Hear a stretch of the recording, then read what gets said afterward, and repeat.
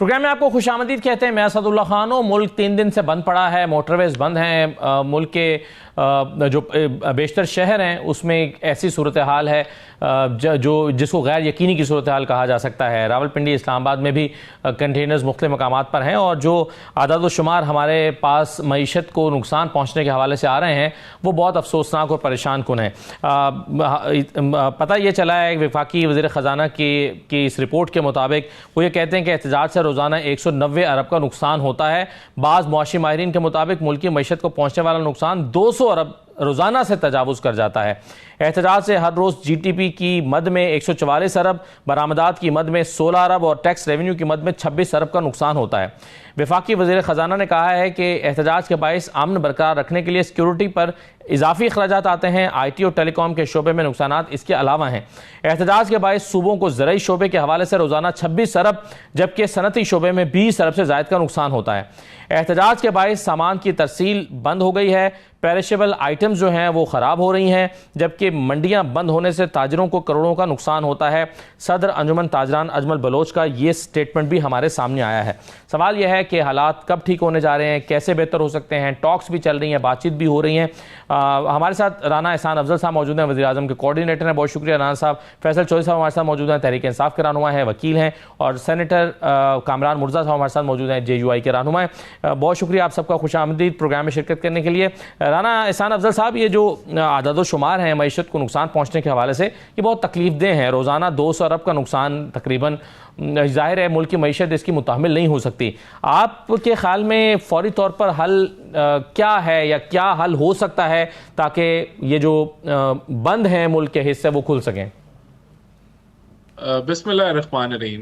देखिए, सबसे पहले तो ये जो एक्टिविटी PTI कर रही है ये इल्लीगल है क्योंकि इनको एहतजाज की इजाज़त जो है वो नहीं मिली और इस्लामाबाद हाई कोर्ट ने भी इनको इजाज़त नहीं दी कि ये एहतजाज या सिट इन करें।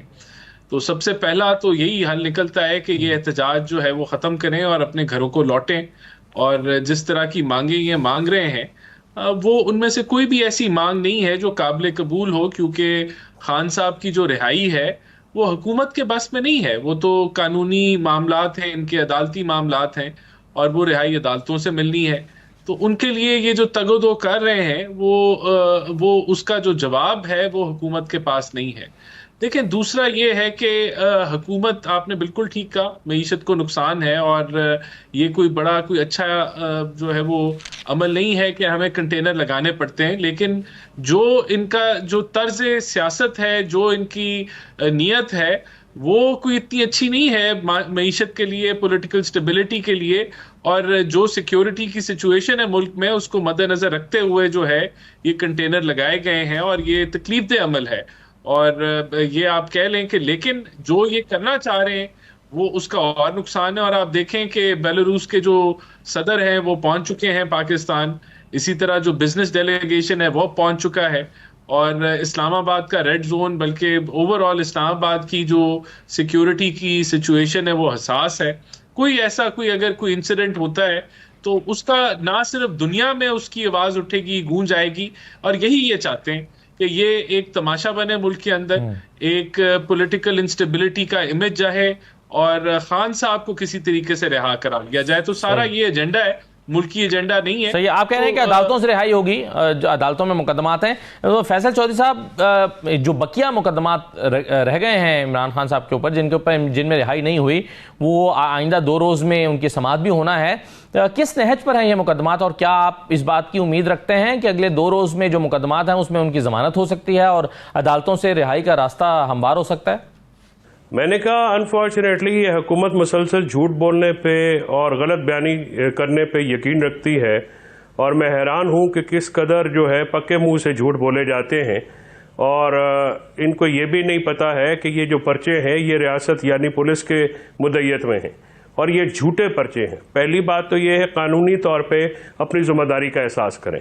ये पर्चे जो है 1 सेकंड के अंदर खारिज हो सकते हैं। कामरान मुर्तज़ा साहब बैठे हैं, इन्वेस्टिगेशन ऑफिसर जो है वो इन तमाम झूठे पर्चों को 1 मिनट में खारिज कर सकता है। और अदालतों में अगर रियासत या कि ये कहती है कि हमने अपने मुलजिम को जो है नहीं गिरफ्तार करना, तो अदालत को कोई शौक नहीं होता है वो पीछे रखने का, किसी को जेल में रखने का। तो ये तो एक मुसलसल गलत बयानी है और गलत स्टांस है इनका। दूसरा, मुआशी तौर के ऊपर जो टर्मोइल ये लेके आए हैं, इनको ये बताइए कि लाहौर में मासवाए वागा के तमाम रास्ते बंद हैं आने और जाने के, और इसी तरह से केपी जो है वो इधर वेस्टर्न साइड से होता है, लाहौर की साइड से तो केपी नहीं होता। ये कहते हैं काफिले केपी से आ रहे हैं, तो लाहौर और मोटरवेज को क्यों बंद किया हुआ है, जीटी रोड को क्यों बंद किया हुआ है? झेलम में कोई अपना पुल जो है वो नहीं खुला हुआ है। मेरे गांव से आगे और फिर मेरे गांव से पीछे दोनों जो रास्ते हैं, नकोदर चौक और मंगला ब्रिज जो कश्मीर का, दोनों बंद किए हुए हैं। इनकी टांगें कांप रही हैं और ये इस कदर खौफजदा हैं कि ये किसी को एहतजाज करने नहीं देते। और जहाँ तक मईशत का ताल्लुक है, 200 अरब रुपया रोजाना का नुकसान तो ये करवा ही रहे हैं जी। मुझे ये बताइए कि पैरिशेबल अशिया की चमन बॉर्डर पे जो है अफगान बॉर्डर पे तजारत इन्होंने बंद की हुई है। उधर रोजाना एक जंग शुरू की हुई है।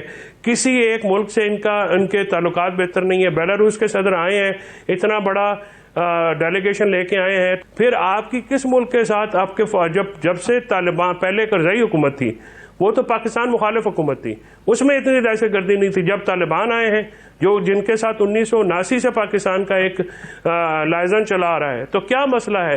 ना बिलावल भुट्टो ने कभी उस देश, उस वतन का दौरा किया। तो चैलेंजेस बहुत हैं, ये मुल्क के अंदर बिल्कुल ठीक है, कर क्या रहे हैं, लेकिन इस वक्त जो कुछ हो रहा है, मुल्क के बाहर भी नाराज हैं।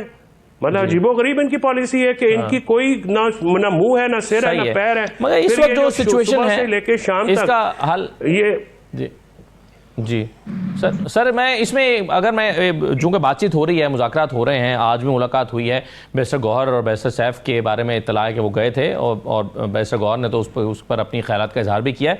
लेकिन कामरान मुर्तज़ा साहब, आपके ख्याल में ये जो बातचीत हो रही है ये नतीजा खेज नहीं हो पा रही, क्या कमी है या क्या हल क्या है आपके ख्याल में? आप तजवीज़ क्या करते हैं? देखिए, हल इसका मौजूद है और अफ्रीकन को अपने अपने मौक़िफ़ से कुछ पीछे आना पड़ेगा। ये बेइज्जती की बात शायद कम होगी कि बेलारूस के सदर आ रहे हैं और एहतजाज हो रहा है, ये कम बेइज्जती की बात है। मगर उससे बड़ी बेइज्जती की बात ये है कि यहाँ पे जाली इलेक्शन होते हैं और वो मैनेज करके जो है वो रिजल्ट आ जाते हैं, वो ज़्यादा बेइज्जती की बात है। क्या दुनिया इतनी बेवकूफ़ है कि उनको ये पता नहीं चला कि इलेक्शन जो है वो दुरुस्त हुए हैं, गलत हुए हैं, ठीक हुए हैं, ये कोई रिप्रेजेंट किया जा रहा है आम पब्लिक को, नहीं किया जा रहा। तो जब इस तरह के मामलात हो तो फिर अपनी जगह से पीछे आना पड़ेगा। इसका इलाज है, आज भी इसका इलाज है, इलेक्शन फेयर और फ्री, और उसके लिए हमको रास्ता निकालना पड़ेगा। मीनवाइल जो है, अगर आप जो है कोई नेशनल गवर्नमेंट टाइप की बना लें और इस असम्बली की जो मौजूदा असम्बली है इसको कम करके और फिर जो है ना 1.5 साल में इलेक्शन करवा दें, सबके लिए विन ऑन विन जो है ना सिचुएशन बन जाएगी और ये जो है हम सब के लिए मुनासिब होगा। एहतजाज भी ख़त्म हो जाएगा, हम ये 1.5 साल मज़े से आराम से गुजार लें और उसके बाद इलेक्शन करवा के जो भी गवर्नमेंट आए, जो भी इलेक्शन जीते उसके हवाले करे इक़्तिदार। इस मुल्क में फेयर इलेक्शन नहीं होते और उसके बाद फेयर इलेक्शन चूंकि नहीं होते तो वो जो पार्टियां जिनको फेयर इलेक्शन ना होने की सूरत में जो है वो उनको बाहर किया जाता है, वो एहतजाज करने लग जाती है। तो ये इंतज़ाम जो है ये बंद होना चाहिए। इंतज़ाम को बंद करके आप दुरुस्त समझ में दस्तूर के मुताबिक आगे बढ़ें। सही है, बिल्कुल ठीक है। ये कुछ तजावीज़ पेश किए हैं राना साहब, कामरान मुर्तज़ा साहब ने। आपके ख्याल में ये तजावीज़ काबिल अमल हैं, ख़ासतौर पर फ्री एंड फेयर इलेक्शन और अर्ली इलेक्शन की जो वो बात कर रहे हैं और अभी साइज़ कम करके और वो कह रहे हैं कि 1 साल के बाद इलेक्शन करवा दें, काबिल अमल तजावीज़ हैं आपके ख्याल में? देखिए, सबसे पहली बात तो ये कि फ्री एंड फेयर इलेक्शन किसके मुताबिक, ये तो अगर कोई पार्टी माने ही ना। 2013 का काफ़ी हद तक फ्री एंड फेयर इलेक्शन था, लेकिन उस वक्त भी इन्होंने 126 दिन का धरना दिया और मुल्क को डिस्टेबलाइज करने की कोशिश की और चाइनीज सदर का दौरा भी मुलतवी करवाया। तो क्या इन्होंने पीटीबी पे हमला नहीं किया था? तो तब भी किया था। तो अभी कौन सी ऐसी जो है वो तारीख है पाकिस्तान में कि ये एहतजाजों से जो है वो हुकूमत चले जाएगी। 126 दिन के एहतजाज से हुकूमत नहीं गई, तो ये इस तरह के एहतजाज करेंगे और इनकी मांगे पूरी हो जाएंगी। तो अगर यही लेवल है पाकिस्तानी पॉलिटिक्स का, तो फिर तो मेरे ख्याल से कोई हुकूमत 2 महीने भी नहीं गुजार सकेगी। तो कोई ऐसा मेरे ख्याल से कोई किसी चीज की जरूरत नहीं है। ये जमात एक इसकी वायलेंस की हिस्ट्री है।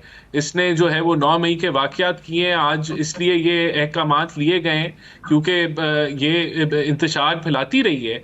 इसने जो है इश्तियाल डलवाया है, बगावत की है इसने, और बहुत सारे इसने जलाओ घिराव किया है। तो उस वजह से ये प्रिकॉशंस ली गई हैं आजकल की सिक्योरिटी सिचुएशन के मुताबिक। और ये बिल्कुल इस चीज़ की इजाज़त नहीं दी जाएगी कि ऐसे एहतजाज करके आप कहें कि हुकूमत जो है वो इलेक्शन की तरफ चली जाए या फलाना हो जाए या वो हो जाए। अगर आप इलेक्शन की तरफ चले भी जाएंगे, फिर अगली जमात जो हार जाएगी वो ये कार्रवाई शुरू कर देगी। तो मैं नहीं समझता कि ये सोल्यूशन है। और सोल्यूशन ये ज़रूर है कि जो लोग कानून को वायलेट कर रहे हैं, अदालत ने बिल्कुल अहकामात हैं, आपको जज नहीं पसंद, अदालत नहीं पसंद, जो भी नहीं आपको पसंद, लेकिन हुकूमत ने अपनी रिट कायम करनी है।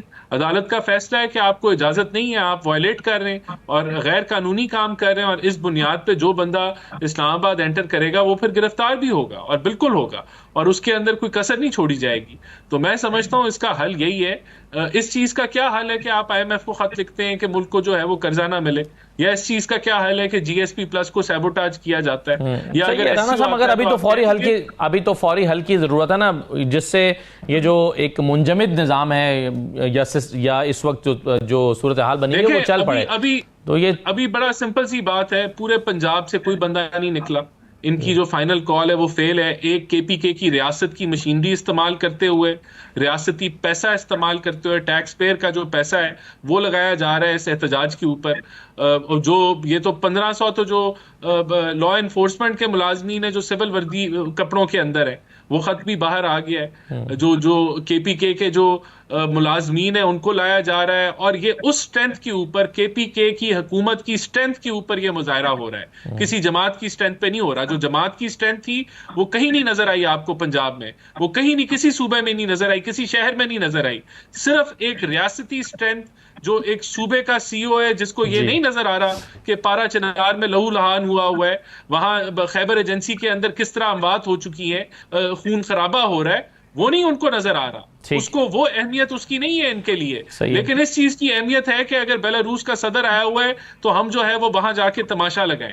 और ये इस बुनियाद पे वहां तमाशा लगाने जो है वो पहुंच गए रियासती पैसे के ऊपर, रियासती मशीनरी इस्तेमाल करते हुए और रियासती मुलाजमीन के बलबोते के ऊपर। तो ये इस तरह के एहतजाज अगर आप इजाजत दे देंगे तो अगली दफा जो है वो कोई और सूबा, ठीक है, बिल्कुल सही है। लेकिन जो कामरान मुर्तज़ा साहब ने एक तजवीज़ की है, उन्होंने कहा कि जो फरीकैन हैं दोनों जानिब से एक कदम पीछे हटना होगा, तो फिर उसमें से मुज़ाकरात का रास्ता निकलेगा या अमन का रास्ता निकलेगा। तो आपके ख्याल में फैसल साहब, एक कदम जो PTI पीछे हट सकती है, वो एक कदम क्या हो सकता है? देखिए, PTI ने 3 डिमांड्स की हैं। हुकूमत की रिट कायम होती है जब आप साफ शफाफ इलेक्शनों के जरिए आते हैं। फ्रॉड मार के हुकूमत की रिट नहीं होती। फ्रॉड से कभी भी जो है वो किसी की रिट नहीं होती। ये जो बात करते हैं इलेक्शनों में, इनका जो लीडर है वो दोनों सीटें बुरी तरह से हारा है। एक कैंसर सर्वाइवर 84 इयर्स ओल्ड को 9 मई का ये राग लाते हैं इतनी ढिठाई से और बेशर्मी से कि जो अंदलीब अब्बास और वो मुराद रास जैसे उनको इन्होंने साथ में ला के, बल्कि इनका क्या, इनकी तो खुद भी हैसियत नहीं है, कोई पूछता नहीं है। उन्होंने 9 मई में अपनी जो बंदे PTI को छोड़ दिए वो उससे बरीउल जिम्मा हो गए, और जिन्होंने नहीं छोड़ा एक ही और अंदलीब अब्बास बैठ के अंदलीब ने छोड़ दी, वो बरीउल जिम्मा और खदीजा का 8 महीने अंदर। असद इनके पास कोई मॉरल अथॉरिटी नहीं है, कोई सियासी अथॉरिटी नहीं है, कोई इनके पास कोई इख्तिलाफ की सर। लेकिन एक वो मेरा जो सवाल था कि मेरा वो एक सवाल जो था जी कि फैसल साहब के एक कदम वो क्या हो सकता है, PTI पीछे हट सकती है? चलिए, अब एक डेडलॉक है ना इस वक्त। वो मैं अर्ज कर रहा हूं कि तीन निकात दिए हैं PTI ने। इमरान खान ने 3 निकात एजेंडा दिया है। हमारा मैंडेट चोरी किया हुआ तुम लोगों ने वापस करो, 26वीं आईनी तरमीम रोल बैक करो। तीसरा, जिसमें और 26वीं आईनी तरमीम जब हम रोल बैक करते हैं तो अदलिया से मुतल्लिक जो है वो कानून साजी वो रोल बैक। तीसरा, जो प्रिजनर्स को छोड़ना है। इसमें सबसे ज़्यादा डूएबल तो प्रिजनर्स का छोड़ना था। या अब इमरान खान की आखिरी मुकदमे भी बेल हो गई है, तो फिर आपने रात को एक झूठे पर्चे में उनको क्यों रखा? आप अपने नुकात तो दें, लेकिन इनसे देखिए ना, ये तो बेचारे हैं, ये तो बस सुबह से शाम तक टीवियों पे झूठ बोल के जो है वो, उसके अलावा इनका कोई काम ही कोई नहीं। इनसे पूछता कौन है? आज बैरिस्टर सैफ और गौहर को जेल में किसने भेजा है और क्यों भेजा है? इनको पता है कुछ? इनके तो इल्म में भी कोई बात नहीं होती। ये बैठ के यहाँ पे डिंगे मारते रहते हैं, दे हैव नथिंग। ये तो हमें बैठे हुए यहाँ पे खामखा लोगों के पैसों के ऊपर कौन सा ये कह रहे हैं कि रियासती पैसा निकला। एक मिनट असद, एक minute, just give me one more line please. ये तो नहीं है कोई वजीर है तो उसको आपने रोकना नहीं है सर, हम गरीब लोग हैं, हमें भी बात यह है कि जो रियासती पैसे का इल्जाम लगाते हैं, क्या ये बता सकते हैं कि कौन सा पैसा, कि इनके पास सबूत है? मैं आप इसके प्रोग्राम में आपके सामने डिमांड करता हूं, राना एहसान अफजल साहब लाएं वो चीजें जो सामने हैं। ये कह रहे हैं पैसे हुए लगे हैं गवर्नमेंट के, उनका कोई सबूत है? और बगैर सबूत के अगर ये इल्जाम लगा रहे हैं तो ये अपने अल्फाज वापस लें, माफी मांगे। देखें ना, अखलाकियात का तकाजा तो या तो सबूत भेजें आपको कि जी ये देखिए फलां की जगह फलां पेमेंट हुई है। मेरा मतलब है यहाँ पे बैठ के वजीर होना, इस बात की आपको जमानत है कि जो मर्जी आप कहते, जो भी आपका दिल करे आप कहते रहे।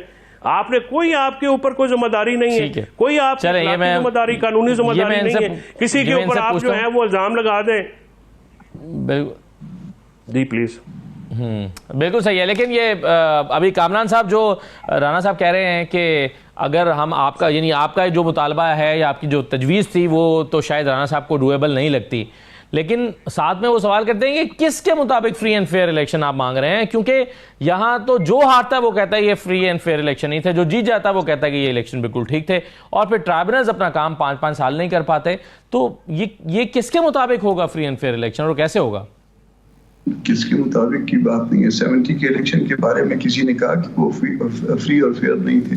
कभी नहीं कहा ना उसके बारे में। तो जो इलेक्शन फेयर और फ्री नहीं होते, सिर्फ उन्हीं के बारे में कहा जाता है कि इंडिपेंडेंट जो है इलेक्शन कमीशन होना चाहिए। तो वो जो है वो हमारे भाई हैं यकीनन, मगर वो अपना काम करें जो कि दस्तूर ने उनको हक दिया है, जो दस्तूर के मुताबिक है वही काम करें।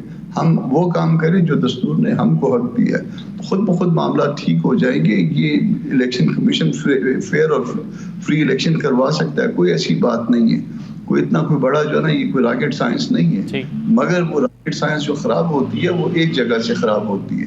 वो जहाँ पे इलेक्शन के नताइज लिए जाते हैं, जहाँ पे फॉर्म 47 बन जाते हैं, 45 जो है ना 2 डुप्लीकेट हो जाते हैं। एक के हाथ में एक तरह का फॉर्म 45 होता है, दूसरे हाथ में दूसरा फॉर्म 45 होता है। एक जगह पे एक अपलोड हो जाते हैं जब जी चाहता है, दूसरी जगह से जो ना डाउनलोड हो जाते हैं जब जी चाहता है। तो आप ये कह रहे हैं कि जब फ्री एंड फेयर होते हैं तो सबको दिखाई देता है, पता चलता है। राना साहब, वन लास्ट कमेंट। सबको नजर आता है।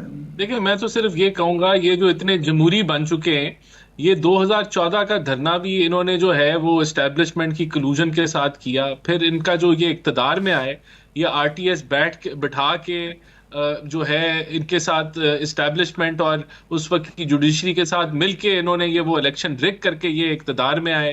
फिर हमारा पंजाब का मैंडेट इन्होंने चोरी किया और वो इन्होंने काबू किया। उसके बाद इनके सदर कहते हैं कि इन्होंने एक एक इकदाम में ये नैपी और पैम्पर चेंज करा के करते थे। तो वाकई इनकी कोई हैसियत नहीं थी सियासी तौर पे, और अभी भी ये जो है वो जमहूरी लोगों से बात नहीं करना चाहते। राना साहब, आज पीर है, मुलाकात का दिन नहीं है। आज बैरिस्टर गौहर कैसे चले गए इमरान खान से मुलाकात करने? इनको यही समझाने भेजा गया है कि आप जो है ये मामला जो है इनको खत्म करें, क्योंकि कुछ नहीं इससे मिलेगा। आपने भेजा है, मतलब हुकूमत ने भेजा? हुकूमत की इजाजत से गए, हुकूमत की इजाजत से गए, और इनकी मांगे जो हैं वो कोई पूरी नहीं होने वाली। सिर्फ वक्त का ज़ाया, कौम को जो इन्होंने तकलीफ से गुजार रहे हैं, ये पीटीआई इसकी जिम्मेदार है। जितना कारोबारी लॉस हो रहा है पीटीआई इसकी जिम्मेदार है। और मैं बिल्कुल मैं स्टैंड पे हूं। 1500 बंदे की तो मैं आपको खत दिखा देता हूं जो लिखा गया है कि जो सरकारी जो है वो लॉ एनफोर्समेंट के बंदे सिविल वर्दियों के अंदर इस जलसे के साथ जा रहे हैं, तो वो अपना पेट्रोल लगा के जा रहे हैं। वो सरकारी पेट्रोल लगा के वो 1500 बंदा जा रहा है जो इसके अंदर, इस तरह इसके उसके अलावा जो है वो दर्जनों नहीं पता नहीं हजारों की। आप कह रहे हैं कि सरकार की मुआवनत के साथ ये एहतजाज हो रहा है। बहुत शुक्रिया राना एहसान अफजल साहब, फैसल चौधरी साहब, सेनेटर कामरान मुर्तज़ा साहब, बहुत शुक्रिया प्रोग्राम में शिरकत करने के लिए। छोटा सा ब्रेक लेते हैं, ब्रेक के बाद वापस आएंगे। बेलारूस का एक हाई लेवल डेलीगेशन पाकिस्तान पहुंच चुका है, बहुत से तजारती मुआहिदों पर दस्तखत होने जा रहे हैं। पाकिस्तान के बेलारूस के साथ एक देरीना तजारती ताल्लुकात मौजूद हैं, उसमें अब मजीद जो है वो इस्तेहकाम और मजीद तरक्की आने जा रही है। इसकी अहमियत क्या है, और फिर इसके अलावा जो दीगर मामला चल रहे हैं यूक्रेन और रशिया के हवाले से, न्यूक्लियर डॉक्ट्रिन में तब्दीली के हवाले से, और ईरान के इजराइल पर मुमकिन हमले के हवाले से, इन तमाम चीज़ों पर हम बात करते हैं एक छोटे से ब्रेक के बाद। हमारे साथ रहिए।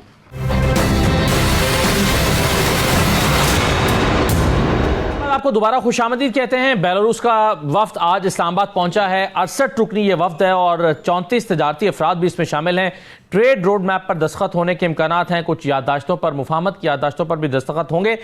ये दौरा कितनी अहमियत का हामिल है इस पर तो हम बात करेंगे, लेकिन साथ साथ इस वक्त जो आलमी हालात और ख़ास तौर पर मशरिक़ वस्ता के हालात हैं उस पर बात करना बड़ा अहम है, क्योंकि उसी तनाजुर में अभी एक वॉर तो यूक्रेन की चल रही है रशिया के साथ, और यूक्रेन के ताज़ा मिसाइल हमलों के बाद रूस ने अपनी जो न्यूक्लियर पॉलिसी है उसको तब्दील करने का ऐलान कर दिया। उस नई पॉलिसी पर दस्तखत कर दिए सदर पुतिन ने, और उसके बाद दुनिया भर में ये खतरा महसूस किया जा रहा है कि एक मरतबा फिर आलमी जंग छिड़ सकती है या एटमी जंग छिड़ सकती है।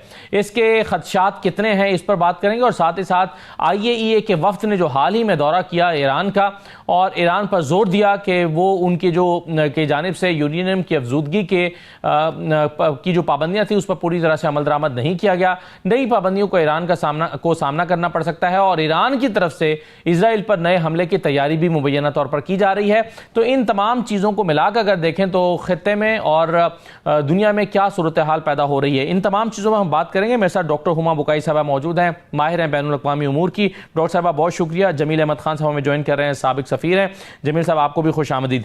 डॉक्टर हुमा साहबा, पहला सवाल तो मैं बेलारूस के का वफ्द जो आज इस्लामाबाद पहुंचा है उसके हवाले से करना चाहता हूँ। आप इसकी क्या अहमियत देख रही हैं इन हालात में?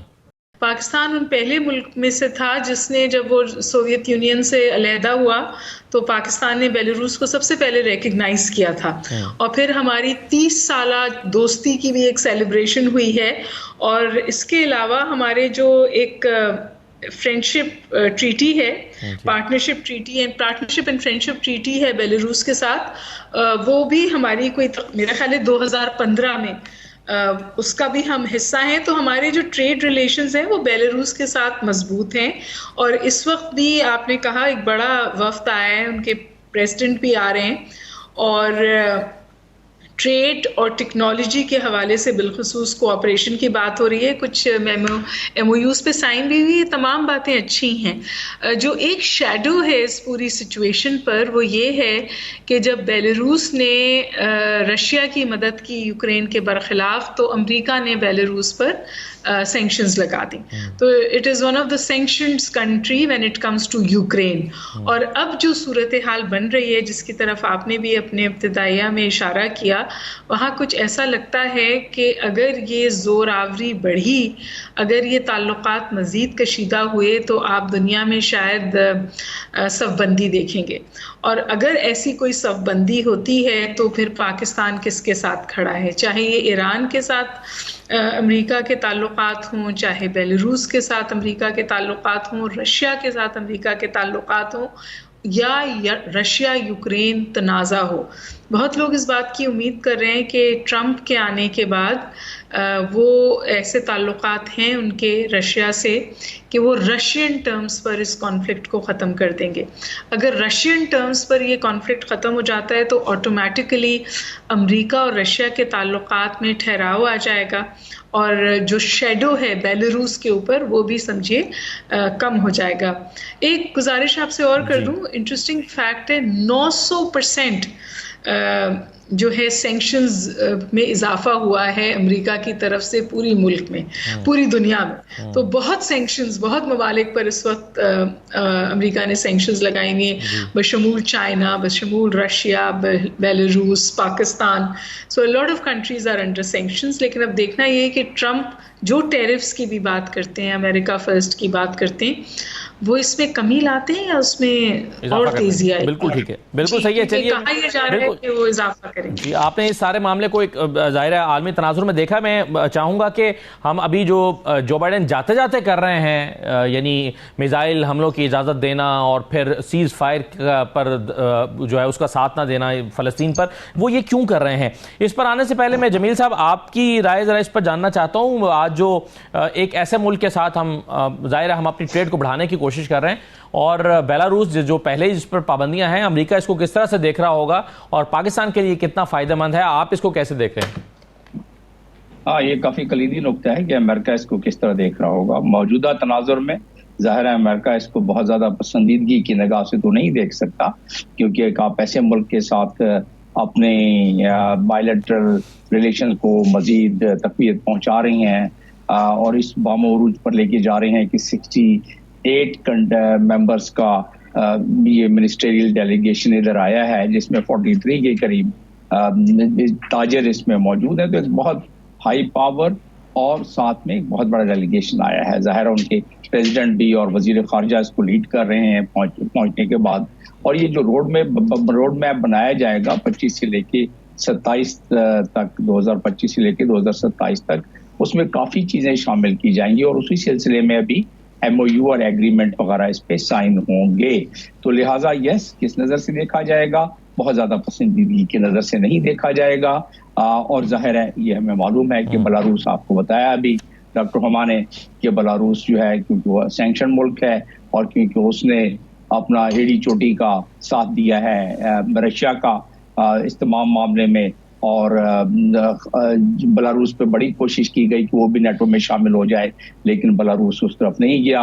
बाकी कंट्रीज जो नेबरिंग कंट्री हैं रशिया के, वो चले गए, लेकिन बेलारूस ऐसा उसने नहीं किया। तो उस लिहाज से एक तो ये रहा, लेकिन साथ में हमें ये भी देखना पड़ेगा कि मुल्कों के दरमियान बायलैटरल रिलेशंस जब तक कि किसी दूसरे मुल्क का उसमें हक तलफी नहीं होती है या नुकसान नहीं होता है, उसके इंटरेस्ट को गजंद नहीं पहुंचती है, उस वक्त तक उस मुल्क को नहीं करना चाहिए ज्यादा इस मामले में माइंड।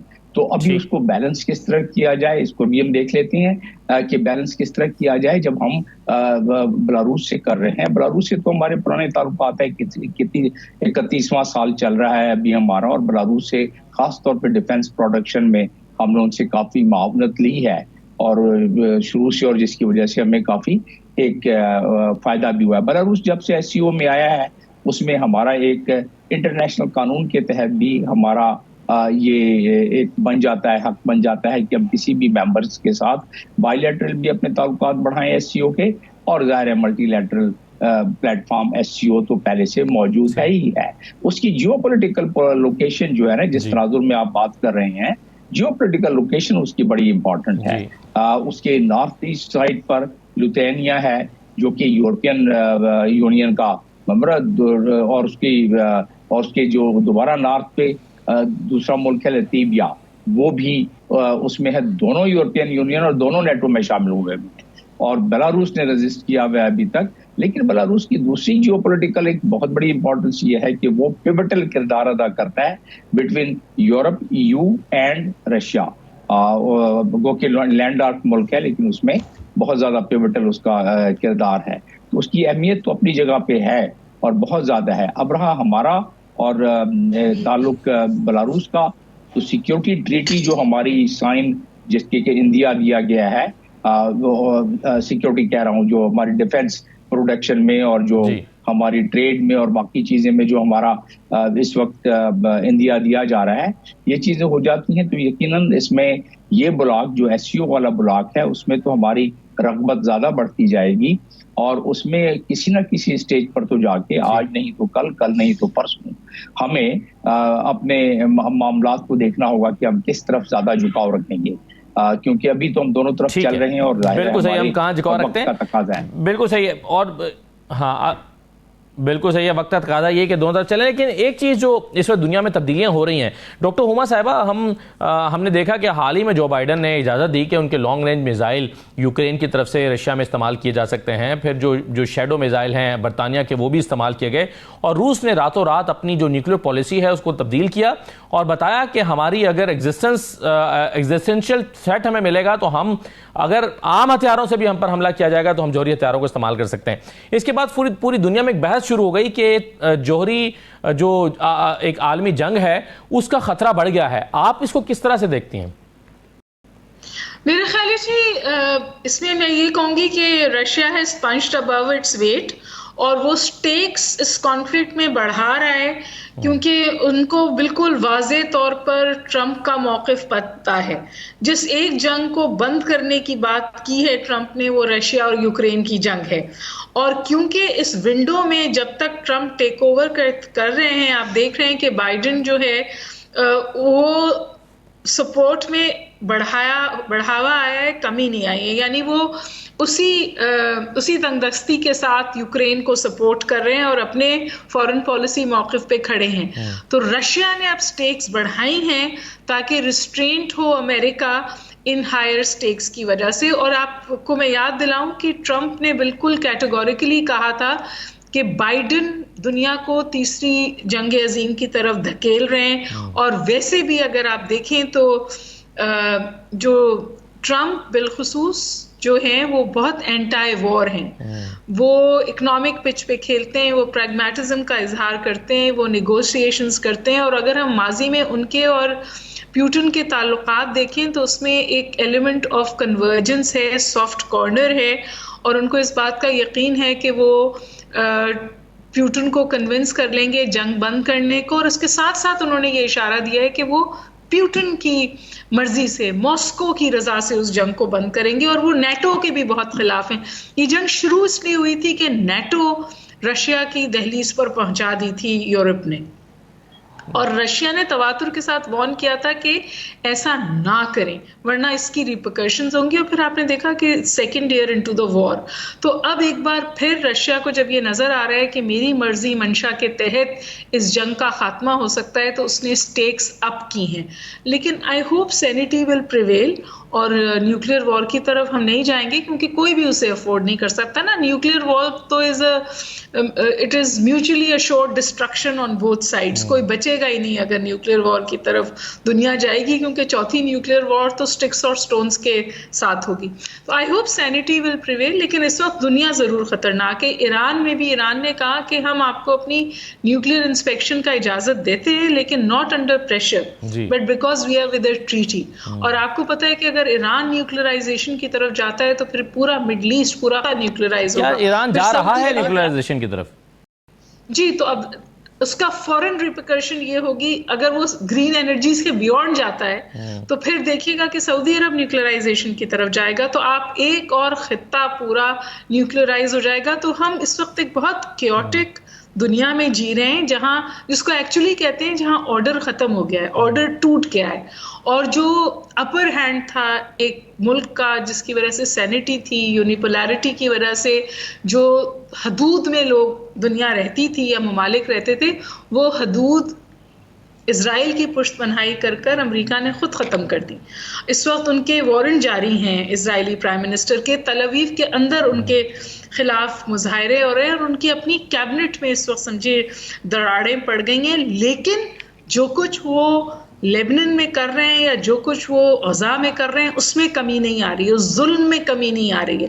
तो ये जो वर्ल्ड ऑर्डर टूटा है या क्योटिक हुआ है, या जो हम एक बहुत ख़तरनाक दुनिया की तरफ बढ़ रहे हैं, जहां ऐसा लगता है कि अगर आपने अपनी बका की जंग खुद नहीं लड़ी तो कोई आपको बचाने नहीं आएगा, उसका जिम्मेदार वो हैं जो ऑर्डर के जिम्मेदार थे। यूनाइटेड नेशंस इररेलेवेंट हो गया, ह्यूमैनिटेरियन लॉज इररेलेवेंट हो गए, दुनिया में सही गलत की पहचान मिटती जा रही है। तो इसलिए ऐसा लगता है कि अब तमाम ममालिक इस दौड़ में हैं कि मैं ऐसा क्या करूं कि अपने मफाद को प्रोटेक्ट कर लूं। उसी के इशारे हमें रशिया के रवैये की तरफ से मिलते हैं, उसी के इशारे ईरान की तरफ से मिलते हैं। ईरान ने बहुत कोशिश की कि वो फेस टू फेस जंग में ना जाए इजराइल के साथ, लेकिन इजराइल ने 3 कोशिशों के बाद ईरान को इस जंग में घसीटा है। और अब ईरान भी खुले बंदों कह रहा है कि जी ठीक है, अगर यही बका की जंग है और इसी तौर लड़ी जानी है तो हम भी यही करेंगे। तो मेरे ख्याल में living in a very dangerous world. लेकिन इसमें एक अहम सवाल यह है कि जो बाइडेन क्या सोच रहे हैं, क्योंकि ट्रंप ने आते ही वाज़ेह तौर पर यह कहा कि हम जंग को ख़त्म करना चाहते हैं। उन्होंने कहा कि मैं जंगों का खात्मा करूंगा, लेकिन जो बाइडेन मुसलसल ऐसे स्टेप्स ले रहे हैं जिससे आने वाले दिनों में जंगें बढ़ सकती हैं और डोनाल्ड ट्रंप के लिए मुश्किलात भी बढ़ सकती हैं। तो इस पर मैं चाहूंगा कि जमील साहब आप अपनी राय का इजहार भी कीजिएगा, मगर छोटे से ब्रेक के बाद मैं वापस आ रहा हूँ।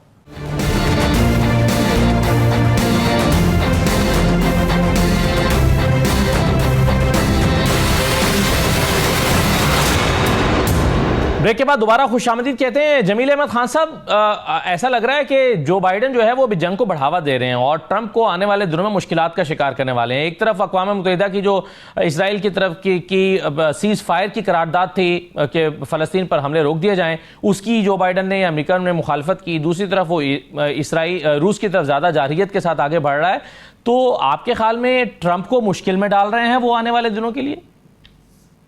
नहीं, ट्रंप की तो खैर वो जो फॉरेन पॉलिसी उनकी है उसके मुताबिक वो चल रहे हैं।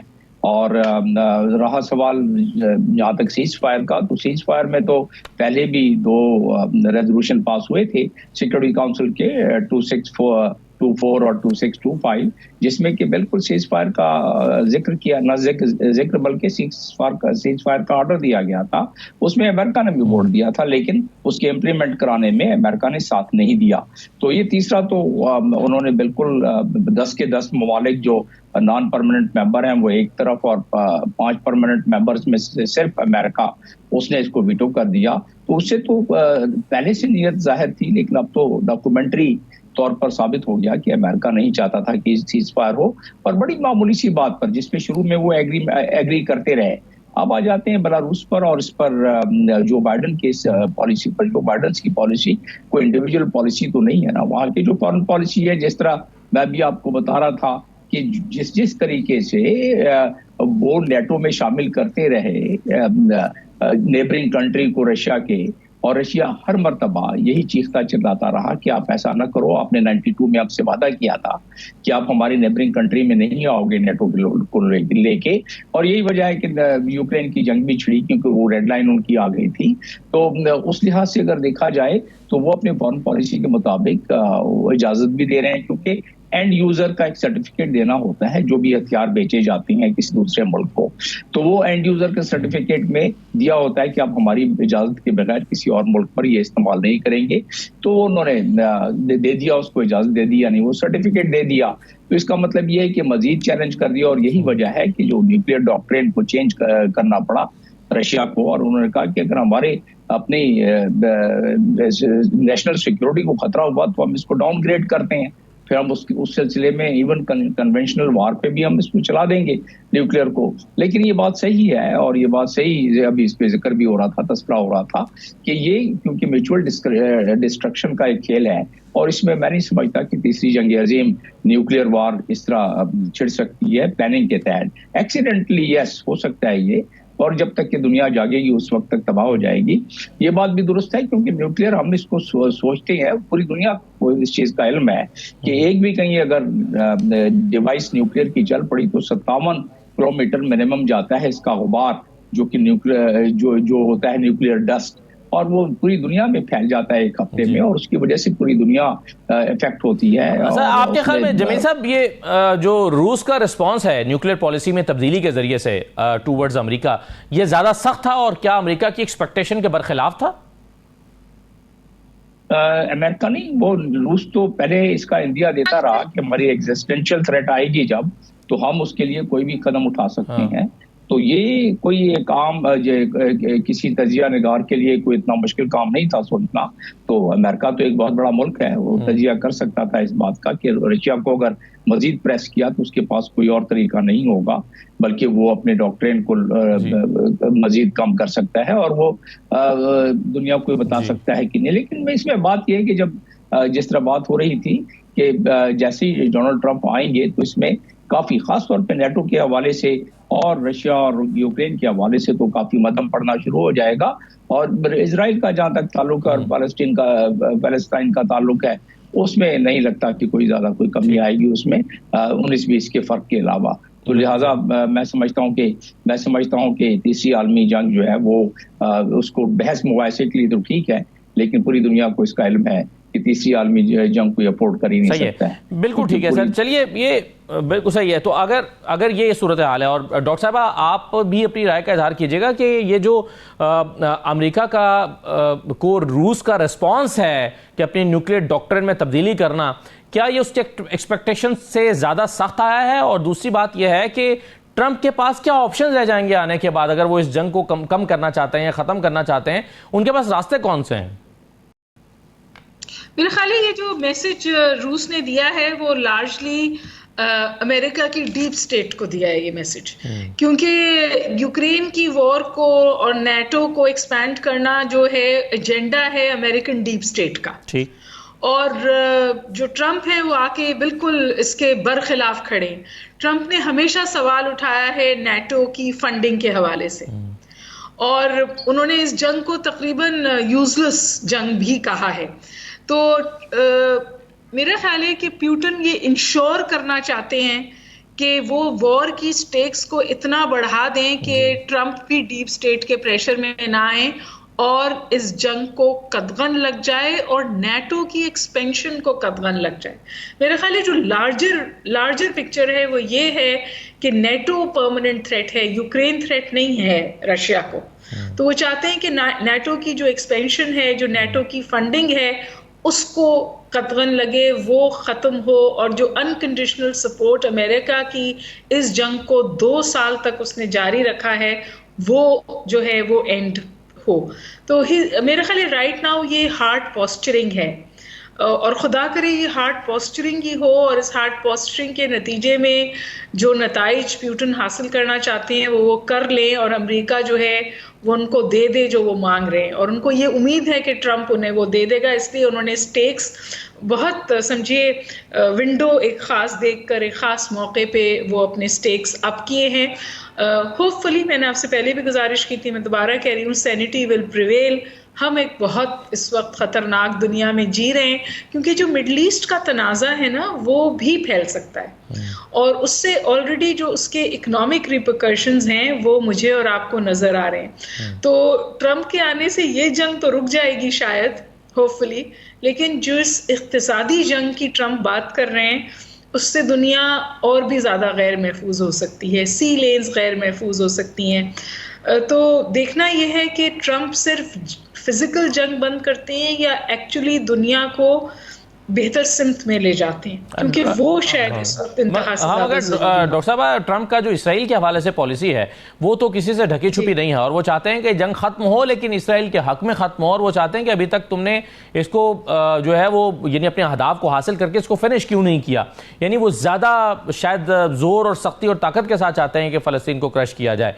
तो आपके ख्याल में ट्रंप के आने के बाद मिडल ईस्ट का मंजरनामा क्या होगा, ख़ास तौर पर इसराइल, लेबनान, फ़लस्तीन और ईरान के तनाजुर में? देखिए, ये बात तो आपने बिल्कुल बजा कही है कि उनकी जो पुष्तपनाही में कोई कमी नहीं आने वाली है, और शायद वो ज़्यादा जुड़कर खड़े हैं इजराइल के साथ। लेकिन मैं आपसे ये भी गुजारिश कर दूं कि उनका तरीक़ा वारदात थोड़ा सा फ़र्क होगा, और उसकी तरफ उन्होंने इशारा भी किया है। फॉर एग्जाम्पल, उन्होंने इब्राहिम एकॉर्ड्स को दोबारा खोलने की बात की है। इब्राहिम एकॉर्ड्स जो थे उससे जेरूसलम को इजराइल को दे दिया गया था, और पूरी अरब वर्ल्ड वर्ज पर खड़ी थी इजराइल को सफारती रिकग्निशन देने के लिए। तो ये तो पासा पलट गया 7 अक्टूबर को। तो इस पासे को वो दोबारा पलटना चाहेंगे उस तरफ जहां इजराइल को रिकग्निशन मिलती है और इजराइल सफारती तौर पे दुनिया को एक्सेप्टेबल होता है। इसमें अगर फ़लस्तीन को कुछ देना पड़ा तो वो देंगे, उनमें वो प्रैग्मेटिज्म मौजूद है। और देखिए, बहुत प्रोग्रेस कर ली थी इजराइल ने और बहुत नुकसान हुआ मिडल ईस्ट का, लेकिन इजराइल के लिए भी बहुत बुरी रिवर्सल हुई है। और Trump is on record saying कि जी इजराइल ने PR वॉर तो हार दी इस जंग में। तो मैं, और सबसे बड़ी बात ये कि जो इस वक्त एग्जिस्टिंग प्राइम मिनिस्टर है ना इजराइल के, वो इजराइल के लिए ही अनएक्सेप्टेबल हो गए। इजराइल के अंदर से उनकी सपोर्ट अब खत्म हो रही है, उनकी कैबिनेट में दरारें पड़ रही हैं, उनका डिफेंस मिनिस्टर उनको बुरा भला कह रहा है, वो कह रहे हैं मेरी फौज मुझे पूरी इंफॉर्मेशन नहीं दे रही। तो ये फ्रैक्चरिंग जो आप देख रहे हैं, वो फ्रैक्चरिंग जो है उसका वो उस वक्त होती है जब वक्त आ जाएगा कि सरबराह को तब्दील किया जाए।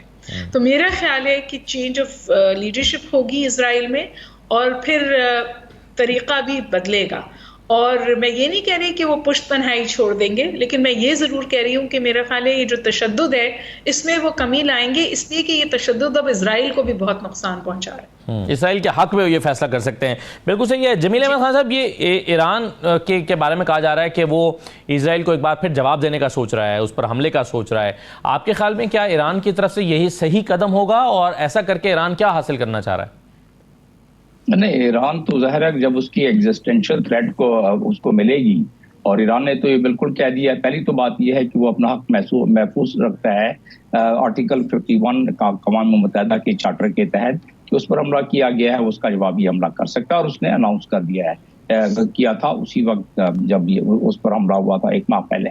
तो पहली बात तो ये। दूसरा ये है कि जाहिर है अगर वो देखे उस कि अगर ऑयल फील्ड पर अगर हमला किया जाए, ऑयल रिफाइनरीज पर हमला किया जाए, तो इजराइल के सुप्रीम कमांड ने और इजराइल की लीडरशिप ने ये कह दिया था कि अगर हमारे ऑयल रिफाइनरीज पर और ऑयल फैसिलिटीज पर हमला किया गया तो कोई भी ऑयल फैसिलिटीज पूरे खिते में नहीं बचेगी। आप अंदाजा करें कि इससे क्या भूचाल हो सकता है। तीसरी चीज कि न्यूक्लियर एसिड्स जो उनकी हैं उस पर, तो ये तमाम चीजें जो है वो उनकी रेड लाइन है ईरान की। और ईरान क्यों इस वक्त खामोश है कि ईरान को पता है कि उनको इसका काफी ज्यादा नुकसान हो जाएगा, क्योंकि ये बहरी बेड़े, ये तमाम मिलिट्री एसेट्स, ये तमाम मिलिट्री बेसेस जो यूएस के हैं वो एक्टिवेट हो जाएंगे। और ये अनाउंस किया गया है एक दफा नहीं कई मरतबा अमेरिका की तरफ से कि अगर ईरान ने हमला किया तो हम इजराइल के साथ मिलकर उसका मुकाबला करेंगे, यानी कि इजराइल के साथ हम खड़े हैं।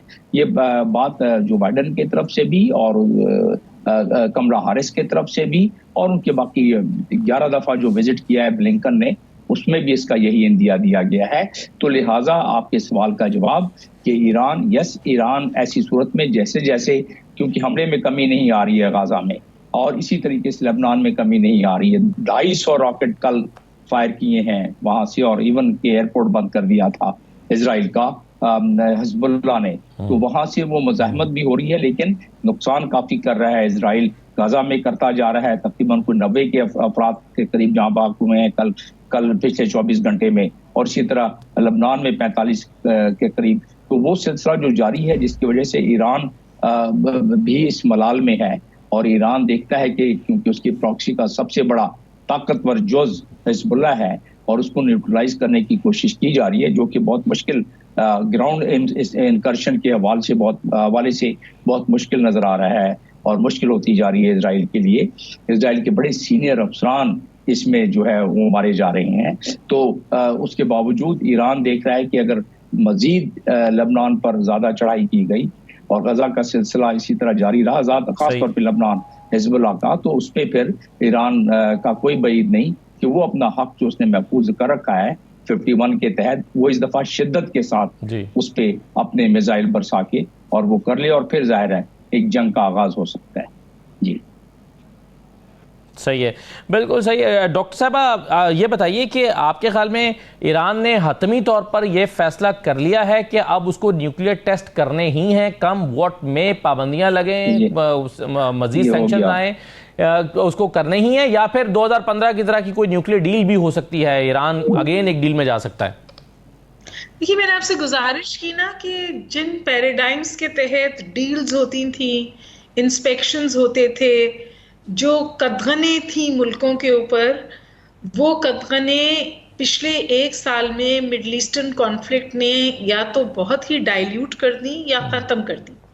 भाई, ईरान को क्या ख़तरा था? ईरान को ये ख़तरा था कि उसकी टेरिटरी पे हमला होगा। तो इस 1 साल में उसकी टेरिटरी पे 3 दफ़ा हमला हुआ। 1 दफ़ा काउंसलेट पे और 2 दफ़ा, 1 दफ़ा डायरेक्टली उसकी समझिए टेरिटरी पे, जब इस्माइल हानिया की एलिमिनेशन हुई और लेबनान पर उसके कोर इंटरेस्ट पर, तो जो रोक थी वो रोक खत्म हो गई है। और इस दुनिया को ये मैसेज मिला है कि अगर आप कमजोर हैं तो आपको कोई बचाने वाला नहीं। जो गजा के साथ 1 साल में दुनिया की ताकतवर तरीन मुल्क ने किया है और होने दिया है, उसने दुनिया से एलिमेंट ऑफ ऑर्डर ही छीन लिया। जो आपका समझिए चौकीदार था, जो अलमबरदार था ह्यूमन राइट्स का, ऑर्डर का, सैनिटी का, कमजोर की हिफाजत करने का, जो मुझे और आपको दिन रात दर्स देता था ह्यूमन राइट्स के, विमेन राइट्स के, चाइल्ड राइट्स के, सोवरेनिटी के, इंडिपेंडेंस के, उसने वो तमाम चीजें 1 साल में इस तौर पामाल की हैं कि अब वो शक्ल भी वापस नहीं मिल सकती। जहां बच्चों को और औरतों को मारना तरीक़ा कार जंग बन जाए, तो फिर जो ममालिक उस सफ में खड़े हैं जिनके अमेरिका और इजराइल खिलाफ है, वो अपना कल किसी ट्रीटी के तहत देखेंगे या अपनी बका की तैयारी में देखेंगे।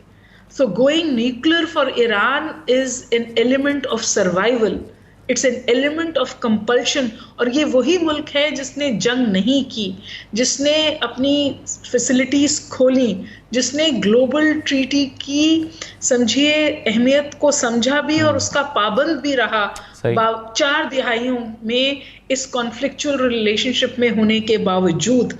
आपने उस मुल्क को आज उस दोहराए पे लाके खड़ा कर दिया है कि वो कहता है कि अब मुझे नहीं परवाह कि आप मेरे साथ क्या करेंगे, मैं अब वो करूंगा जो मेरी बका के लिए जरूरी है। और इसको इस नहज पे पहुंचाने का इजराइल भी जिम्मेदार है और अमेरिका भी जिम्मेदार है। और इससे क्या पूरी दुनिया बहुत खतरनाक हो गई? बिल्कुल हो गई। हाँ, बिल्कुल सही है। ईरान तो मुसलसल ताउन करता रहा है और अब आकर उसने ये इख्तियार किया रास्ता। बहुत शुक्रिया डॉक्टर उमा बुकाई साहबा प्रोग्राम में शिरकत करने के लिए। जमील अहमद खान साहब आपका भी बहुत शुक्रिया। यह आज का प्रोग्राम था। नाज़रीन इजाज़त दीजिए। अल्लाह हाफिज़।